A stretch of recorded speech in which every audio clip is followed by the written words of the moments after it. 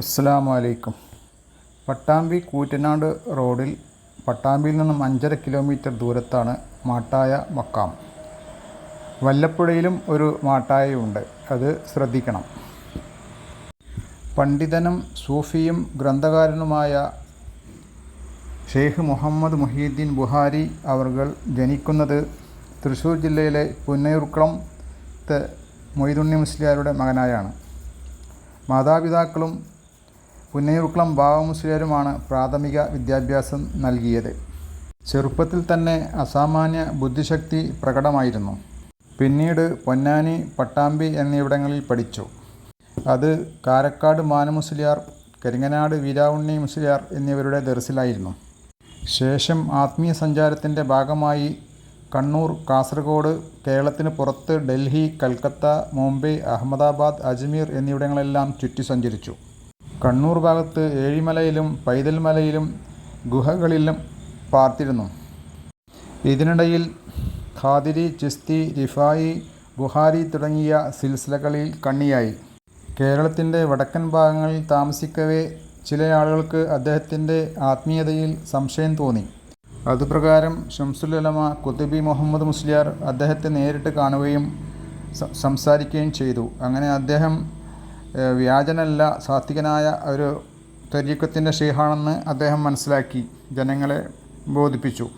1933 മുതൽ 12 വർഷം കാസർഗോഡ് ചെങ്ങളായിലും ശേഷം 35 വർഷം അദ്ദേഹത്തിൻ്റെ ജന്മനാടായ പുന്നയൂർക്കുളത്തിനടുത്തുള്ള കൗക്കാനപ്പെട്ടിയിലെ മുതുവമ്മൽ എന്ന സ്ഥലത്തും 1968 ശേഷം കൊളത്തൂർ, എരുമപ്പെട്ടി, മാട്ടായ എന്നീ സ്ഥലങ്ങളിലും മാറി മാറി താമസിച്ചു. അദ്ദേഹത്തിൻ്റെ ശിഷ്യഗണങ്ങളുടെ ആവശ്യാർത്ഥം 1940 അലിഫ് മാല എന്ന പേരിൽ അദ്ദേഹത്തിൻ്റെ ജീവിതരേഖ 112 വരികളിൽ അറബി മലയാളത്തിൽ രചിക്കപ്പെട്ടിട്ടുണ്ട്. കൂടാതെ 1960 അദ്ദേഹം റിയാദുൽ മുഹമ്മദിയ്യ എന്ന പേരിൽ ഒരു സൂഫി ഗ്രന്ഥവും രചിച്ചു. തസവുഫിൻ്റെ പാതയിൽ സഞ്ചരിക്കാൻ ആഗ്രഹിക്കുന്നവർക്ക് ഉപയുക്തമായ ഒരു ഗ്രന്ഥമാണിത്. 1977 അദ്ദേഹം മാട്ടായയിൽ ഒരു പള്ളി സ്ഥാപിച്ചു, ജലാലിയ എന്ന പേരിൽ. 1982 ജലാലിയ ദിക്റും അവിടെ സ്ഥാപിച്ചു. ആ വർഷം തന്നെയാണ് അദ്ദേഹം മരണപ്പെടുന്നത്, റബീഉൽ അവ്വൽ 9. അദ്ദേഹത്തിൻ്റെ മക്ബറയിൽ അദ്ദേഹം ഉപയോഗിച്ചിരുന്ന സ്വകാര്യ ഗ്രന്ഥങ്ങളുടെ ശേഖരം കാണാവുന്നതാണ്. എല്ലാ ഞായറാഴ്ചയും ഇശാക്ക് ശേഷം അദ്ദേഹം നടത്തിയിരുന്ന ജലാലിയ ദിക്ർ മജ്ലിസ് ഇപ്പോൾ നടന്നു വരുന്നുണ്ട്. റബീഉൽ അവ്വൽ 17 അതിൻ്റെ വാർഷികം.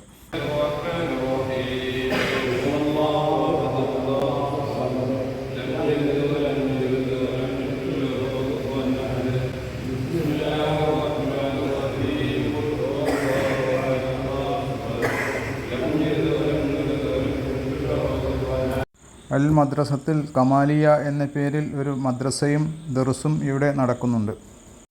പാണ്ഡിത്യത്തിനനുസരിച്ച് പ്രവർത്തിച്ചതിൻ്റെ ഫലമായി അദ്ദേഹം അള്ളാഹുവിൻ്റെ ഔലിയാക്കളിൽപ്പെട്ട ഒരാളായി ഉയർത്തപ്പെട്ടു. അദ്ദേഹത്തിൽ നിന്നും നിരവധി അമാനുഷിക കാര്യങ്ങൾ ദൃശ്യമായിട്ടുണ്ട്.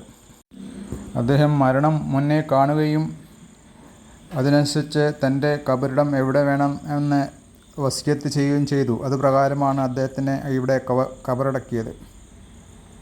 പ്രവാചകന്മാരുടെ മുഅ്ജിസത്തും ഔലിയാക്കളുടെ കറാമത്തും ഇസ്ലാമിൻ്റെ സത്യം വിളിച്ചോതുന്നു.